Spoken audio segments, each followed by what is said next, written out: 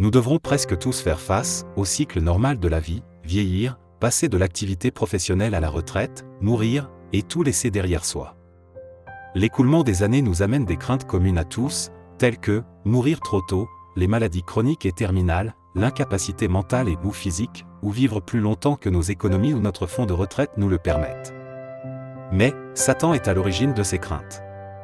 Si elles se plaçaient dans la position que Dieu voudrait leur voir prendre, leurs derniers jours seraient les plus heureux de leur vie. Elles devraient déposer toute anxiété et tout fardeau, employer leur temps aussi agréablement que possible et se préparer pour le royaume de Dieu. Témoignage pour l'Église, volume 1, page 194. C'est pendant les années de notre activité professionnelle que nous devons mettre en pratique ce proverbe, connais bien chacune de tes brebis, Proverbe 27 verset 23, de sorte que nous en ayons suffisamment pour nous-mêmes, pour notre famille et pour notre retraite. La Bible ne condamne jamais la richesse ou les efforts des gens pour l'acquérir, à condition de préserver l'honneur de Dieu, l'honnêteté et les droits des autres soient préservés. Mais comment devons-nous vivre lorsque le nombre de jours qui nous restent à vivre sont peu nombreux ? Jésus nous a raconté la parabole d'un homme riche qui avait fait un mauvais choix pour sa vie. Bien qu'il n'ait été ni paresseux, ni malhonnête, il avait vécu comme un fou, comme s'il n'y avait ni Dieu, ni ciel, ni vie à venir, comme si tout ce qu'il possédait lui appartenait en propre, et qu'il ne doive rien ni à Dieu ni aux hommes. Ellen G. White, Les paraboles de Jésus, page 217. Mais Dieu lui dit, homme dépourvu de bon sens. Cette nuit même, ton âme te sera redemandée. Et ce que tu as préparé, pour qui cela sera-t-il ? Voilà quelle est la situation de celui qui amasse des trésors, pour lui-même et qui n'est pas riche pour Dieu, Luc 12 versets 20 et 21.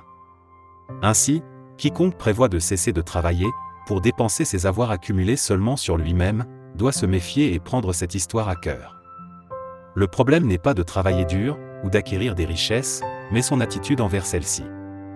Une bonne gestion, des bénédictions que Dieu nous a accordées, ne concerne pas seulement ce que nous possédons de notre vivant, mais aussi ce qui se passera après que nous ne serons plus là. Dans un certain sens, nous sommes en fin de compte responsables devant Dieu, de ce qu'il adviendra de nos biens une fois qu'ils ne nous appartiendront plus. Qu'ils soient conséquents ou pas, nous les laisserons derrière nous, et c'est à nous de déterminer s'ils seront, en bénédiction ou en malédiction pour notre famille, s'ils honoreront ou déshonoreront Dieu, s'ils feront avancer la cause de Dieu, ou serviront au plan de Satan. Mais, en cas de mort inattendue ou de graves problèmes de santé, comment obtenir une certaine protection contre l'incapacité de décider où doivent aller nos avoirs ? On peut mettre en place très tôt les testaments et fidéicommis, dans le processus de planification des biens. Par le moyen des testaments et des fidéicommis, nous pouvons aussi exprimer nos derniers remerciements au propriétaire légitime de toute chose, qui nous a donné la vie, l'existence et la force de posséder quoi que ce soit. Il est donc logique que, pendant que nous sommes encore en vie, et après que nous ayons pris soin des besoins de notre famille, nous lui rendions le reste pour l'avancement de son œuvre. C'est le couronnement de notre gestion.